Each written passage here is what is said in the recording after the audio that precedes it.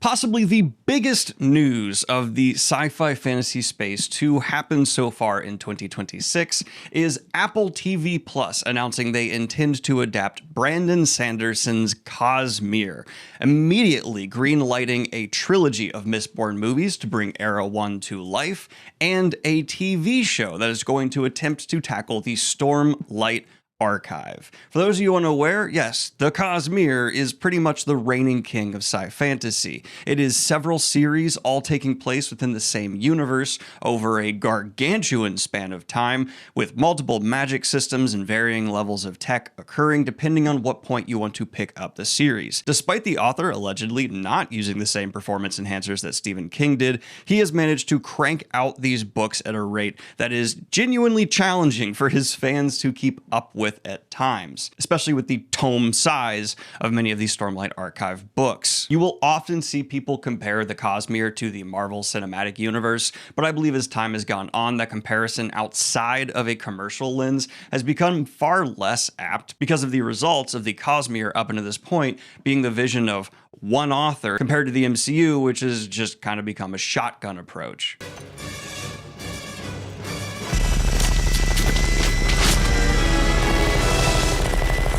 And this is where Apple could have a serious leg up when it specifically does come to that commercial lens in terms of actually developing their own Marvel Cinematic Universe equivalent, which could be a smash hit for lifting up their entire streaming service to new highs. But there are so many hurdles that we need to cover before we get to that point. But a very good sign for fans is that Brandon Sanderson has not only been attached as a showrunner for the Stormlight Archive show that is in development, but he is writing the scripts for the Mistborn movies, at least for sure the first one.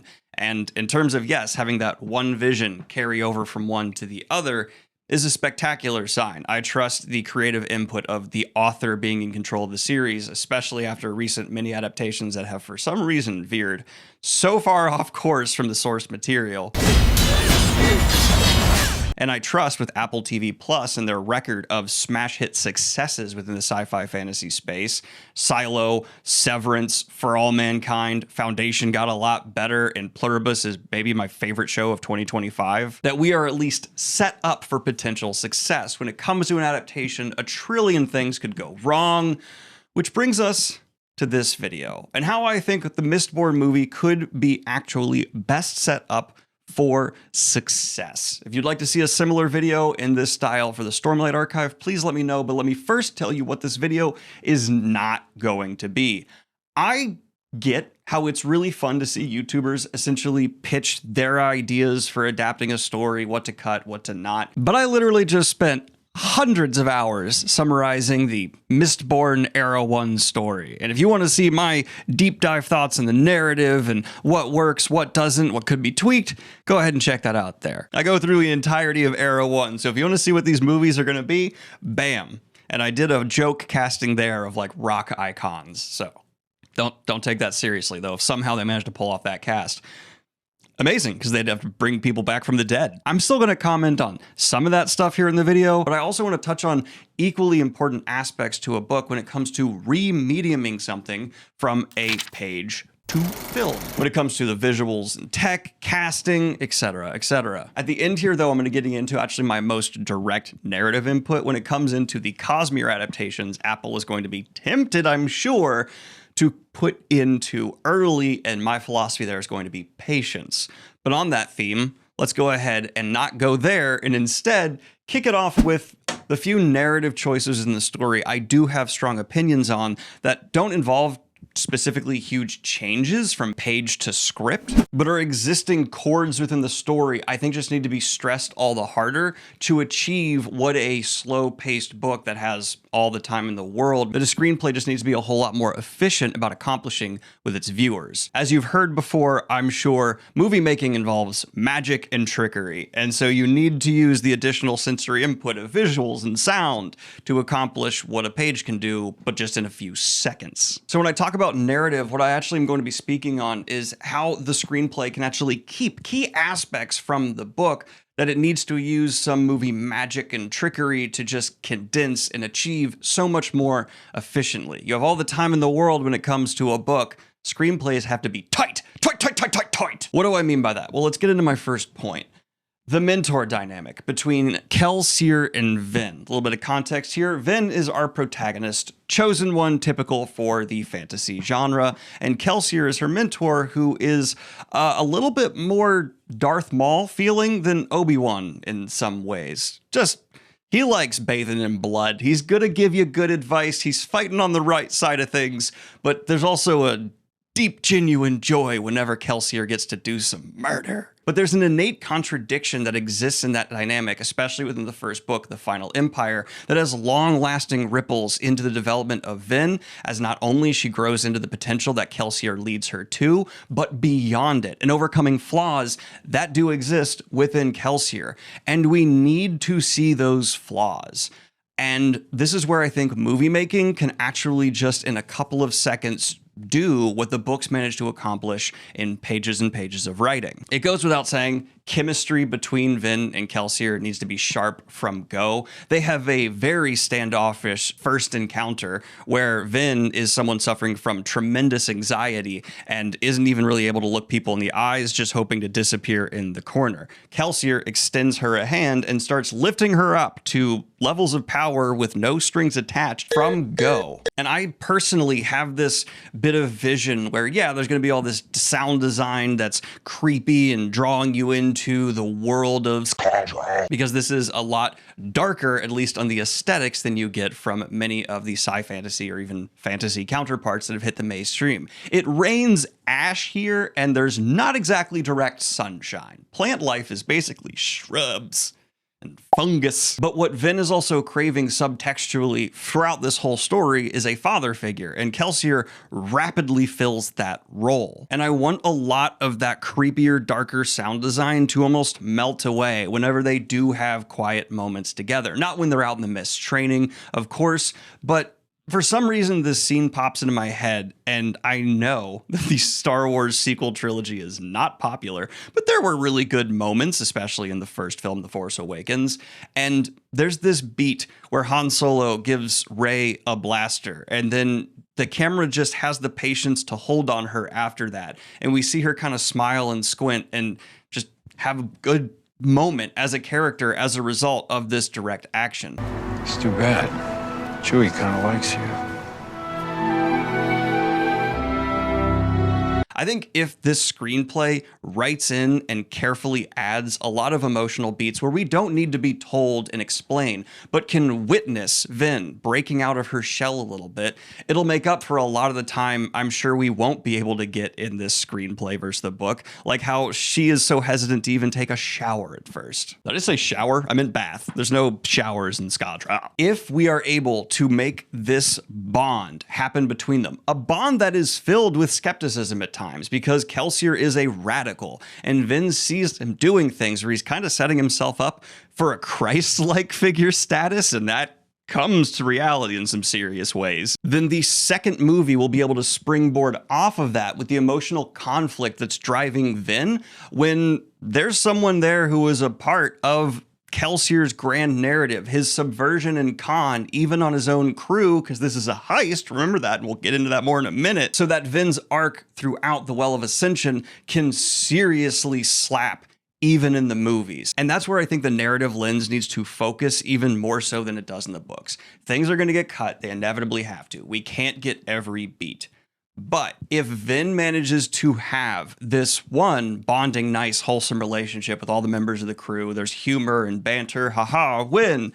But that conflict remains with her development with Kelsier, the mentorship he provides, and then her growth beyond it in the sequels, then I think you've captured a lot of the soul of the original Era 1 Mistborn trilogy. Make it feel father-daughter. And for those people online who for some reason ship Vin and Kelsier, gross. They literally refer to each other as father-daughter. Keeping it spoiler-free, Book 1 is Vin walking and existing in Kelsier's shadow. Book 2 is her kind of walking side by side it and then beyond. With Book 3, to me, at least her looking back and understanding the path he set her down and knowing she needs to go in a different direction, a better one. And so especially in the first movie, This needs to be the heart of it. Getting the amount of love and attention that like the Anakin Obi-Wan relationship in the prequel movies should have gotten, but instead we just got banter. I want quieter, slower stuff. Really make it feel like Kelsier is showing up and seeing Vin as the daughter he wish he could have had. I almost just said with EO because I've been reading Red Rising. With his lost ex, we'll put it that way. Heart.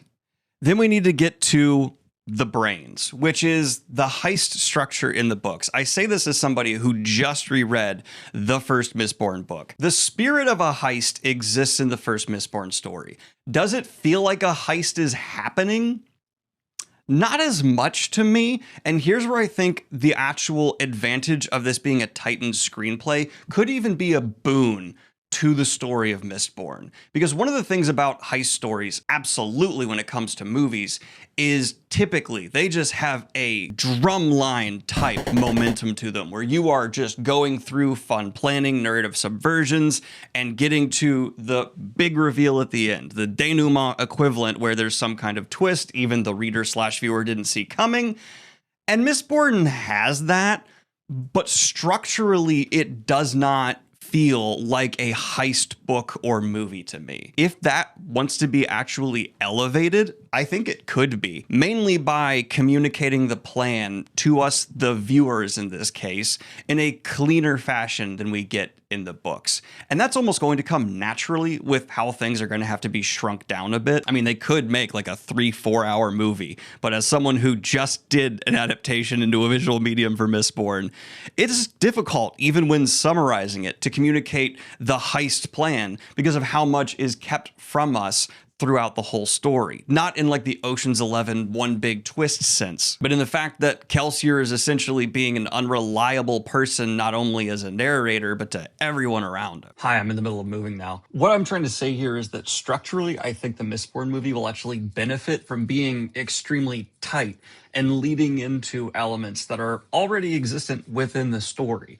This doesn't need to feel like some Fellowship of the Ring epic sprawl into a new world, but instead it's urban fantasy, and it should have that quicker pace to welcome in a more wide audience with that energy, and once again separating it from a lot of the slower fantasy we've gotten recently. I'm not saying I want a George Clooney sits them all down Ocean's 11 style here's the plan scene, but when we do have those scenes in the book where everyone's sitting down and we're getting scraps of information here and there, a lot could be done atmospherically to deeper instill the heist to overthrow the empire feeling that Mistborn has to an extent, but I feel like a movie could just blossom with. And so this is one of the rare instances where I think a medium change could be better, because instead of reading this story over a week like I just did, or weeks for a lot of readers, you can get this plan acting as a much firmer frame device for how the narrative progresses. And so the balls, obviously we're going to convince the amount of dancing balls that happen in the first book down, which do end up dragging out the pace a bit, which will limit the amount of opportunities Vin has to grow with chemistry and her love interest. But I am of the opinion you could keep the dialogue verbatim from the books between Vin and Elend, and it's all going to depend on the actors' chemistry. Romance on the screen, 50% dialogue, 50% chemistry between actors and actresses. And that is going to be a hurdle. I think some of it should be reworked in the books, but as someone who just went through it again, I actually on reread don't mind the Vin Elend romance as much as a lot of people do. They come across like cringy teenagers, because guess what?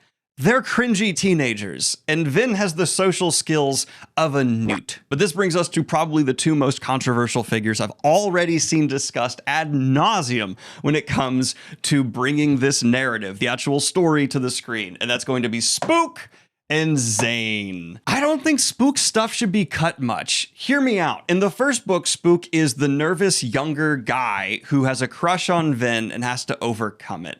And that background relationship developing, one, lends a bit of maturity to Vin, having someone that she is the senior to in the crew, that she then is able to springboard off of in the later books as she grows and actually becomes a full woman and actually becomes, oh my god, Vin. And Spook himself acts as a gateway not only to seeing the extremes of Kelsier's vision and how that can be bad as he goes up against a tertiary antagonist, but his encounters with the alternative utilizations of power within the Mistborn world explains a lot of the nuances to Sanderson's magic systems in a way that I think will actually translate beautifully to the screen.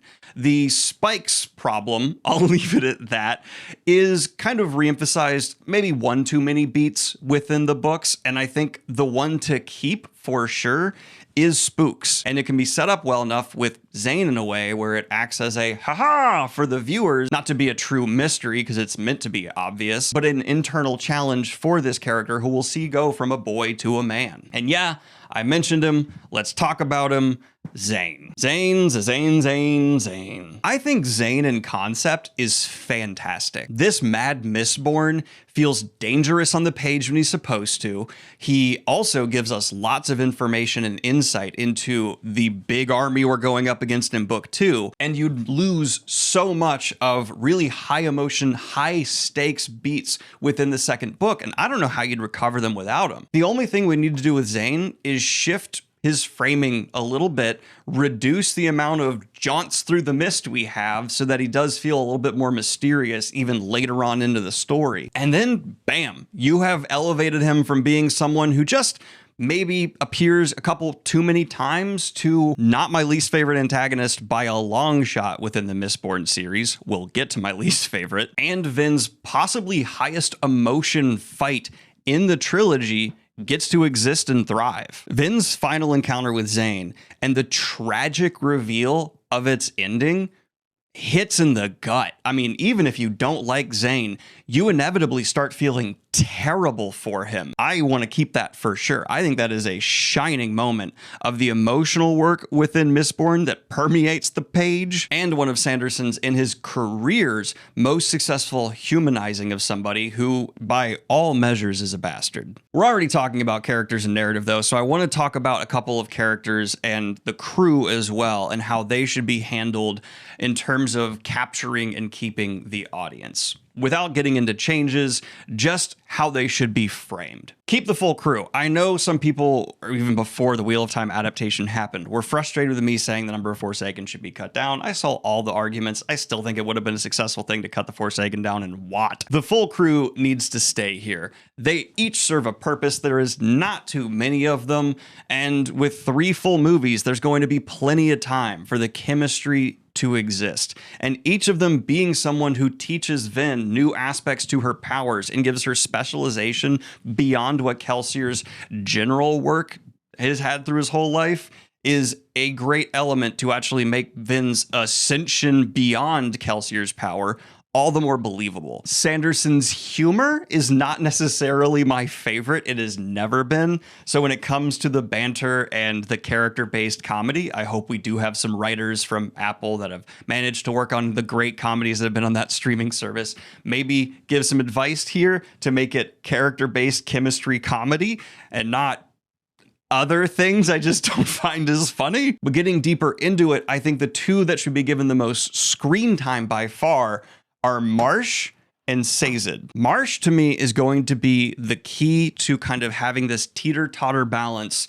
to the fall into oblivion versus the rise into light that exists throughout each Mistborn book. And it's well known that the Mistborn books start a bit dark, but get more political heavy and darker as they go on. Depression and anxiety are key themes in this story, and Marsh's just desolation as a man becomes a physical manifestation of a lot of the internal turmoils that exist in Vin and in the likes of Elend. I mean, we are seeing someone who is losing his agency and having to fight back in a way that just feels like he's going up against, well, kind of is a god. He can only flinch a resistance. I feel like there are a couple more key benefits to also possibly amping up Marsh's role within a movie. Not only providing us with breaks from hanging out with the crew and Vin by actually showing him infiltrating the Lord Ruler's society, but also through that providing a wonderful excuse to provide a lot of the nuances we learn of in the books through these internal deep dives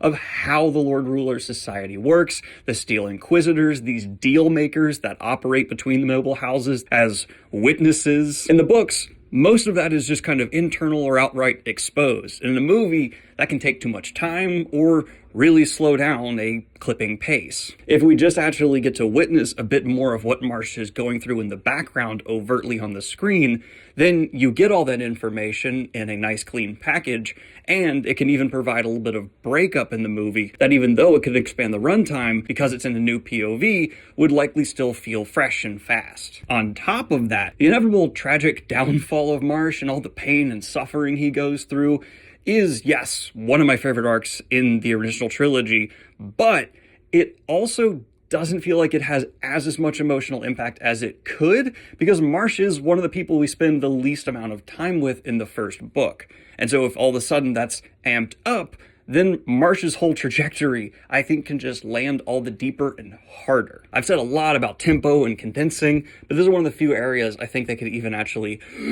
expand out. And to me, that is a fantastic counterbalance to nearly everything that goes on with Vin internally, emotionally. This is a physical external side of what a lot of the internals going on with the story are. And then you also combine that with Sazed, who is on the other side. And to me, actually, after this reread, Sazed might be my favorite character of the original Mistborn era. Oh my God. Maybe controversial take. Keep everything Sazed tells us in the page about the ancient religions, the world that died, the lore of how the Lord Ruler has just done a cultural genocide for the entire continent, because he does this not only providing us with beautiful Sanderson world building, but on top of that, it can be just golden moments of chemistry between him and the crew, providing us characterization for each of them as well, as he, goes about talking about religions that fit them, suit them, and providing knowledge through what is the most lovable man in the entire crew. Yeah, Kelsier's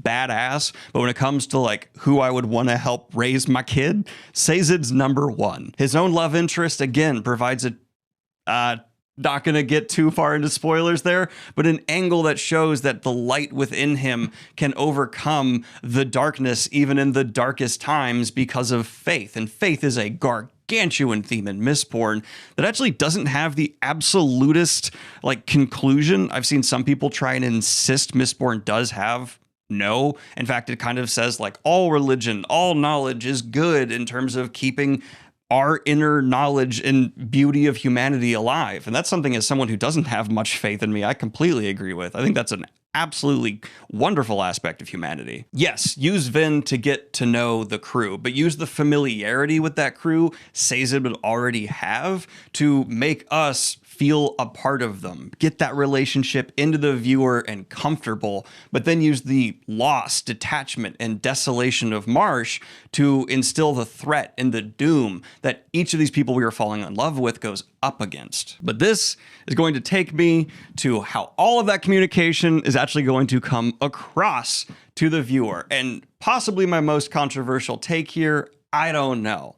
But this world, in terms of its visuals and the tech that we have available to us now to display it, I think absolutely could be magnificently executed with CGI. It's a well-known fact that when it comes to portraying cityscapes and landscapes, darker, literally just darker things look better on any caliber of screen. And I think the fact that Skladra is literally a repressed ashland just means that it's going to naturally work with those domes you see that can make these massive vistas exist. And it's going to look great with not having to do the insane amount of effort and crazy amount of budget you'd have to blow to even make Thanos look good for a little while, because it just lends itself naturally. Physics is on our side. Huzzah! I don't normally say this, but you don't need to practical everything here. We don't need to build a giant blockbuster city.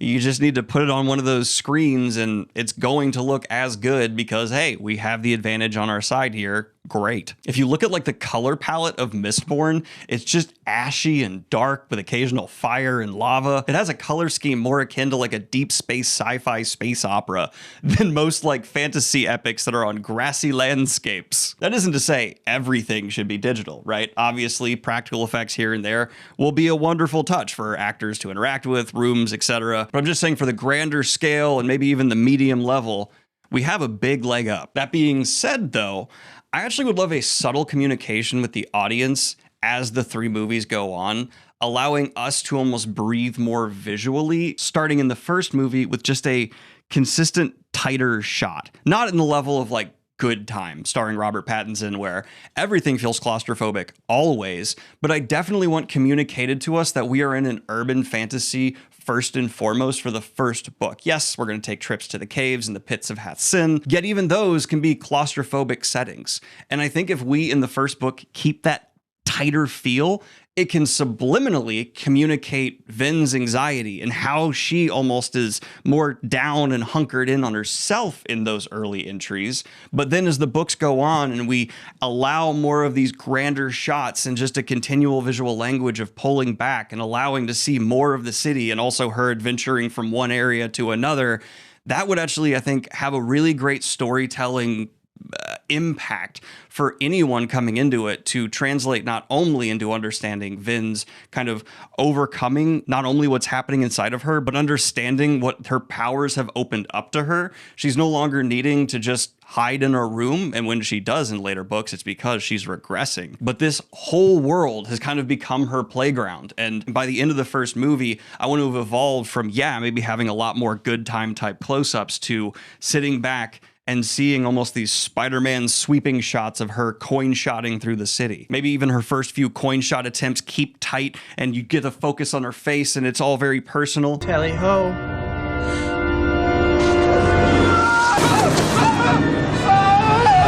And then by the end of it, it's more relaxed, more breathing. I just think that's the kind of communication and filmmaking that would make Mistborn manage to take a lot that's explicitly said in the page and communicate it all visually. And this takes me to another bit of visual language I think would do so much, and that would be the one times we should let colors go crazy, and that is when we are among the high class. I mentioned balls earlier. Don't lose them entirely, just a couple of them. The entire world's covered in ash, it's gray, it's dark, yet when we're in high class noble manners, I want them to go over the top with colors because that's how the nobility and the high class in this world almost show off. We get details from Sanderson where there's colored stained glass, not only in windows to the side, but in the middle of a room to add color. Sounds groovy.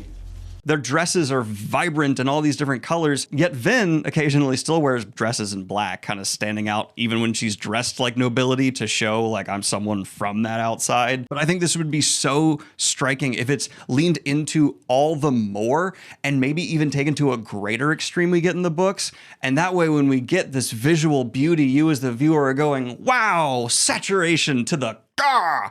Yet, we've just had all these wholesome bonding chemistry things with the crew, and then we cut to the high-class nobility that has this external beauty. We keep scenes like a guard slitting a child's throat for daring to come too close to the noble high class and begging for money. It's there in the book, it happens, and if you're keeping the visuals in mind, you get, oh, all these pretty colors, nicely dressed people, not covered in ash, they're the ones who are the real monsters, doing gross stuff. And this is the exact moment I was thinking of when I was talking about the initial announcement in my other video saying, potentially this could benefit from being hard R rated.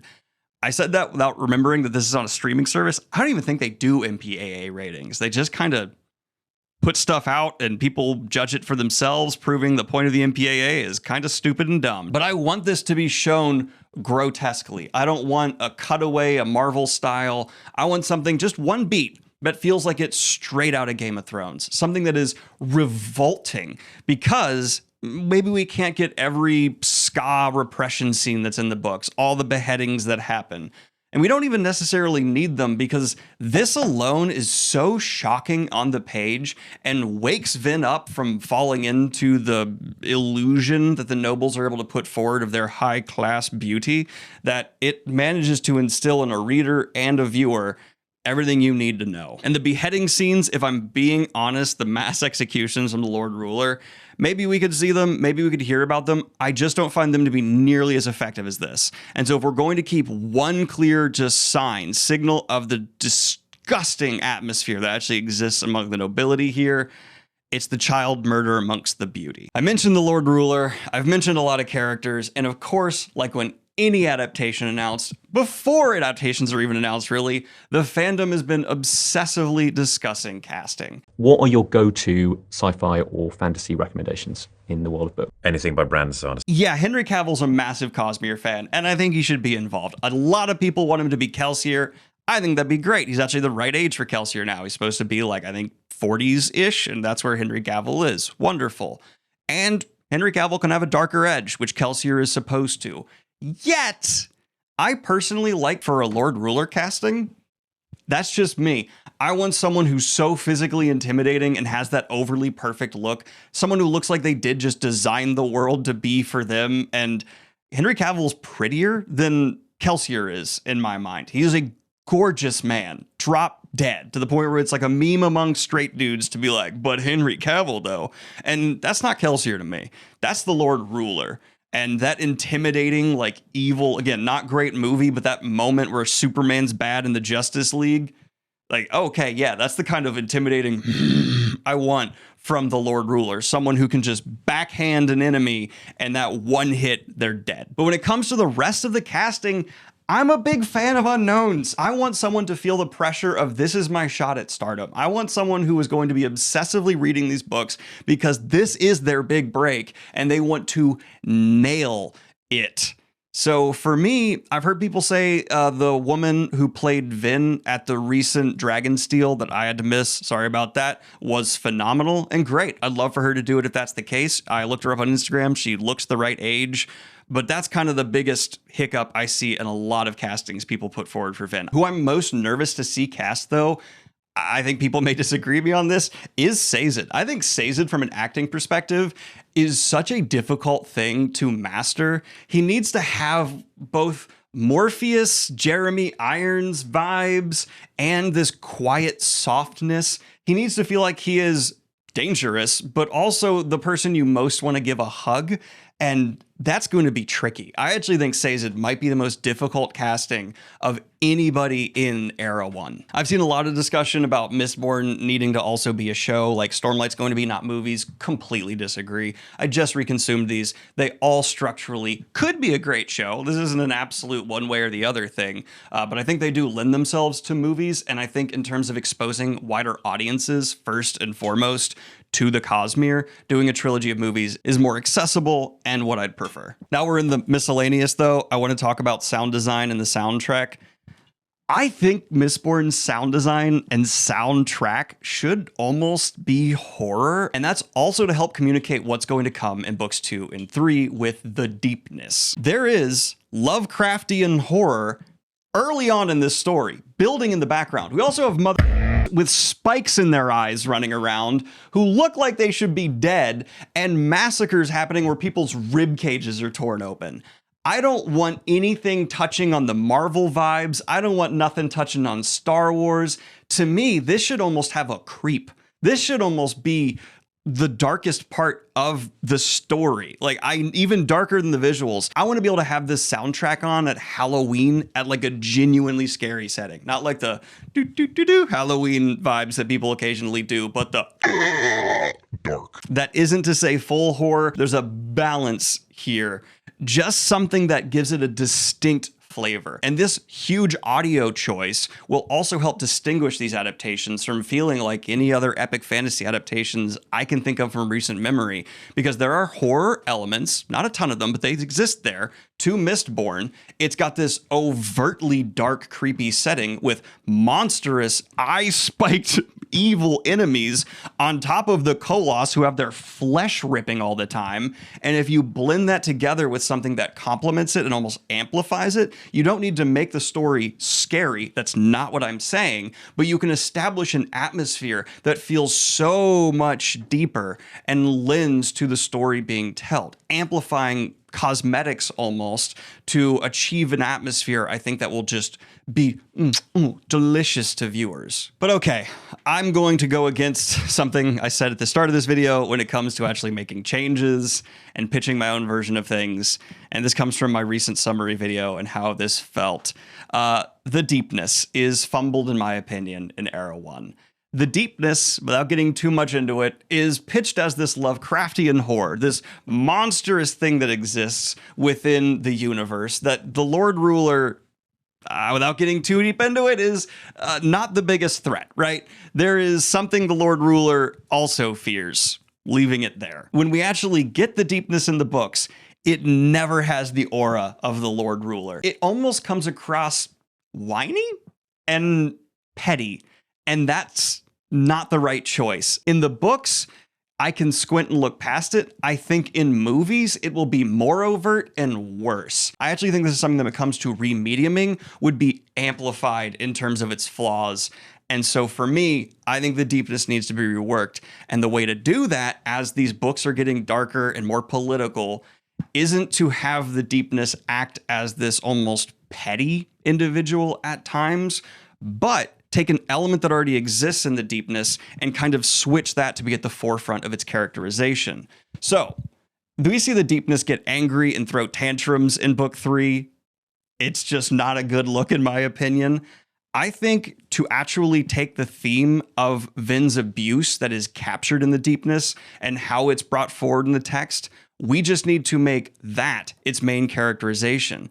The embodying of the abuse from her brother and so many other people of her life do not have the deepness throwing tantrums. Instead, have it be like uncomfortably abusive to Vin. But then, because we're later on in these books and Vin has grown, sure, show cracks, emotionally pull at our heartstrings, but have her overcome it. Have her see past that. Don't have the deepness throw a tantrum. Have it utilize her trauma. Have it do something that is vile, right? Something that actually makes us, the viewer, go, oh, but complementing the whole character arc Vin goes through here, it affects her, as all trauma would when it's brought up, but she overcomes it. That would be a far more impactful, especially in a movie, deepness characterization than what we had in the final actual Mistborn trilogy book. And maybe for those times where the deepness is being abusive, visually, bring it back tight. Show us that same visual communication language we had in the first movie. Pull it in a little uncomfortably close. That way we are reminded subconsciously of the earlier Vin, who was ensnared by her anxiety. To me, that would take the deepness from being someone who just didn't feel like they had the aura of the Lord Ruler to a whole other thing that doesn't, like, an aura is no longer applicable. And it takes that internalization that the Lovecraftian horror is always supposed to be representative of, those darknesses inside ourselves that we can't conquer, and successfully communicate it to us, the viewer, in just marvelous fashion. It feels weird to say marvelous, which is such a positive word for something so terrible, but you get what I mean. Which takes me to the Cosmere. There are things mentioned even in these early Mistborn books that are shadows, echoes of the wider universe to come. And I do not like, in anything really, when there's a nudge, nudge, people who read the book, you get this, but those watching the movie don't. But I also don't want them to have to explain it. So, if there is going to be a certain cameo of a character appearing, don't emphasize it.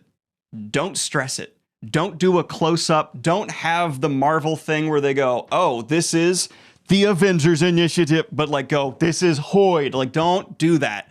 Just have it be something that almost slips by. Because if you make it a big show, it's as distracting as this being multicolored when everything else isn't. I feel like it's them talking down to me. I feel like it's so much cooler if it's just a passing thing. In a meta context outside of just the Cosmere, people are tired of multiverse stuff. People are tired of being told this is a tie-in. People are tired of not having successful self-contained stories. And even if on its own, it's not offensive, I think it could make a general audience go, ugh, even if it's passingly a thing that clearly is setting up something else later. I think you leave it out. I think it's just, hey, make that a thing maybe in the background, very vaguely, which it almost is in the book, but there's a little too much narrative attention paid for it to me in the book.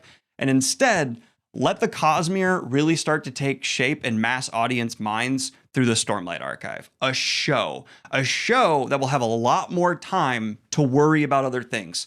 Seasons of television rather than 3 movies. So if you want it, make it the lightest touch. But then we are going to have to do more Cosmere adaptations. And Sanderson famously recently said when it came to the Cosmere being this shared universe thing where everything's connected, the gloves are off. And he's earned that for the books. I don't think that same mentality should be carried over to any adaptation that's early on in the Cosmere. I think part of the reason that the Cosmere shared universe is special is the gargantuan level of restraint shown, where you only get teaspoons, book after book after book after book. Less is more. And then the biggest things are usually in supplemental material. Things that are almost reminiscent of like those Marvel shorts they put out for a while that would show connections in between movies. If you're old enough to remember those. Oh my God, it's been like more than 10 years. Jesus Christ. Maybe I'm going too far there. Maybe it should be the other direction where you show out the gate. This is a shared universe and we're earning these awesome stories. But I think that could, at least to how audiences are trained right now, backfire. But please let me know your thoughts about all this in the comments down below. Like and subscribe if you have not already, and hit the Patreon if you want to support what I do here or get some mega summaries early. The next one is currently in the editing pipeline, so look forward to that. Have a good one, y'all. Hope you're finding happiness, good lives, all that stuff. Bye.